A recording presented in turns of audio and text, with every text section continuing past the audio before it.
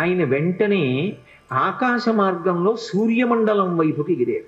ఇది అంత సామాన్యమైన విషయం కాదు. అందుకే ఆయన్ని కీర్తిస్తూ మనోజవం మరుతతుల్య వేగం అంటారు. మనస్సు యొక్క జవం ఎలా ఉంటుందో, గాలి యొక్క వేగం ఎలా ఉంటుందో అంత వేగము కలిగినటువంటి వారు హనుమ. అప్పుడే పుట్టిన పిల్లవాడు అంత వేగంతో సూర్యమండలం వైపుకి ఎడుతున్నాడు. బాలార్కాభిముఖో బాలో బాలార్క ఇవ మూర్తిమాన్ గ్రహీతు కామో బాలార్కం ప్లవతే అంబర మధ్యగా అన్నారు మహర్షి.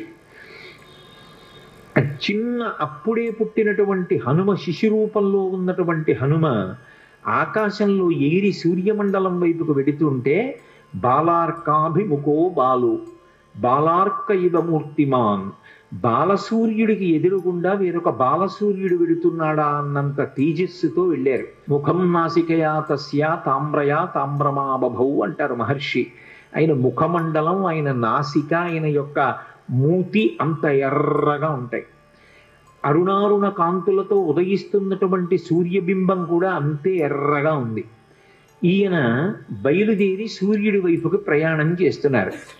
సూర్యుడి వైపుకి పిల్లవాడు వెళ్ళిపోతున్నాడు. కన్న తల్లి అంజనాదేవి పక్కనే పళ్ళు సేకరించడానికి వెళ్ళింది. పిల్లవాడికి ప్రమాదం జరుగుతుందేమో, సూర్యుని యొక్క కాంతి తట్టుకోలేక దహింపబడతాడేమోనని వెనక తండ్రి అయినటువంటి వాయువు అనుగమించారు. ఆ అనుగమించడంలో మంచు ఎలా ఉంటుందో అటువంటి చల్లటి వాతావరణాన్ని పిల్లవాడి చుట్టూ సృష్టించారు. ఇప్పుడు ఈ పిల్లవాడు సూర్యమండలం దగ్గరికి వెళ్ళి సూర్య బింబాన్ని పట్టుకున్నాడు. అయినా సూర్యుడు దహించలేదు. నిజానికి సూర్యుడు కాల్చేయాలి. కానీ ఆయన ఒక్కసారి ఆలోచించాడు.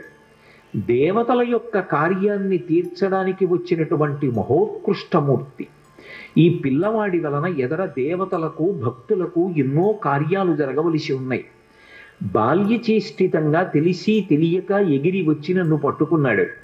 ఈ పిల్లవాణ్ణి నేను నా యొక్క తేజస్సు చేత దహించకూడదని ఉపసంహారం చేసి రక్షించారు. ఈలోగా అది పర్వం, గ్రహణ సమయం. సూర్యబింబాన్ని గ్రసించడం కోసమని రాహువు వచ్చాడు. ఎప్పుడైతే రాహు వచ్చాడో బాల్య చాపల్యం అని ఒకటి ఉంటుంది. పిల్లలు చూడండి, కాసేపు కమలాఫలం పట్టుకుంటారు, ఏదో పక్కన కాశ్మీర ఫలం కనపడింది అనుకోండి, దీన్ని వదిలేసి దాన్ని పట్టుకుంటారు. అలా సూర్యబింబాన్ని పట్టుకున్నటువంటి హనుమ పక్కన వచ్చినటువంటి రాహువుని చూసి వెంటనే సూర్యబింబాన్ని విడిచిపెట్టి ఆ రాహువుని పట్టుకోవడానికి వెళ్ళారు. ఇది చూసి రాహువు భయంతో పరుగు పరుగున ఇంద్రలోకానికి వెళ్ళాడు. ఇంద్రుడు సింహాసనం మీద కూర్చుని ఉన్నాడు. నీవు నాకు అవకాశం ఇచ్చావు, పర్వదినాలలో సూర్యచంద్రుల్ని నేను గ్రసించవచ్చు. కానీ ఇవాళ పర్వన్నాడు నేను సూర్యుణ్ణి గ్రసించడానికి వెళ్ళేసరికి నాకన్నా ముందే వేరొక పిల్లవాడు వానర రూపంలో ఉన్నటువంటి వాడు వచ్చి సూర్యబింబాన్ని గ్రసిస్తున్నాడు. కాబట్టి నువ్వు నీ మాట తప్పావన్నాడు. ఇంద్రుడు ఇది చేసినటువంటి నియమానికి వ్యతిరేకమైనటువంటి వ్యవహారం, కాబట్టి ఈ విషయాన్ని ఏదో నేను పరిష్కరిస్తాను అని వెంటనే ఐరావతాన్ని అధిరోహించాడు. అది 4 దంతములతో మదజలధారలతో ప్రకాశిస్తోంది. తెల్లటి ఏనుగు. అది ఎక్కి ఆయన సూర్యమండలం దగ్గరికి వచ్చాడు. రామదూత హనుమాన్, శ్రీరామదూత హనుమాన్.